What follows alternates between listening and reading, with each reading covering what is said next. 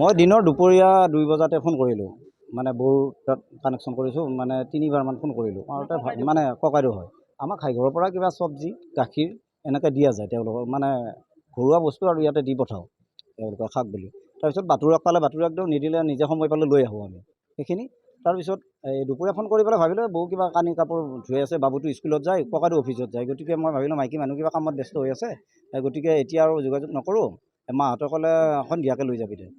নামঘৰত কিবা এখন আমাৰ ৰাজহুৱা নামঘৰত কিবা অনুষ্ঠান এটা আছিলে, এই অনুষ্ঠানৰ পৰা কিবা অলপ প্ৰসাদ আনিছে আৰু অলপ গাখীৰ লৈ মই তেনেকৈ আহিছোঁ। এই সন্ধিয়া মই আমাৰ ঘৰুৱা কাম বনত ব্যস্ত থাকোঁ। গধূলি মই গোহালি গৰু বান্ধিলোঁ, গৰু বান্ধি উঠি পেলাই ভাবিলোঁ চকতো যাম, গাখীৰখিনিও লৈ যাম, বৌহঁতক দি থৈ যাম, এনেকুৱা আৰু। তাৰপিছত গাখীৰখিনি আৰু প্ৰসাদখিনি লৈ আহি মই ইয়াতে 3-4বাৰ বাইকৰ পৰা হৰণ দিলোঁ, 4বাৰমান মাতিলোঁ।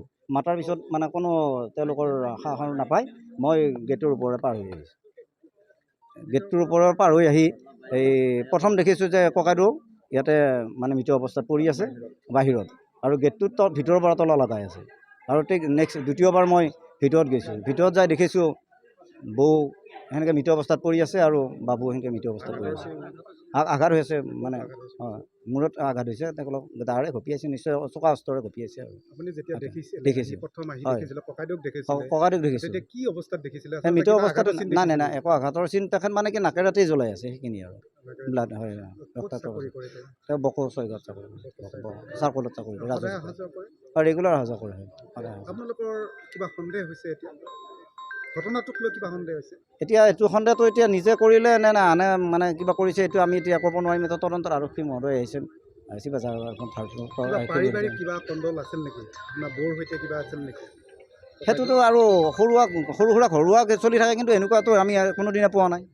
সেইটো কথা CCTV বেয়া হৈ আছে, বেয়া হৈছে বৰ্তমান। মোকে কৈছে যে কাৰোবাৰ মেকানিক আনিলে পাৰিলে ভাল কৰিব লাগে।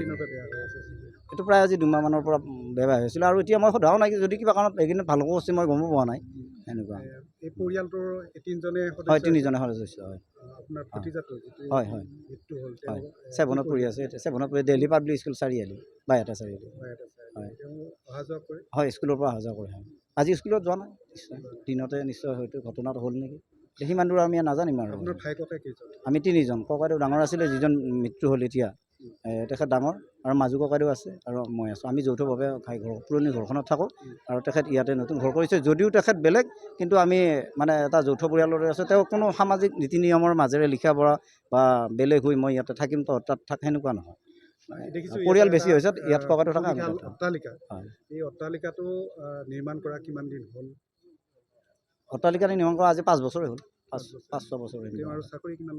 5 বছৰ আছে, 5 বছৰ হয়।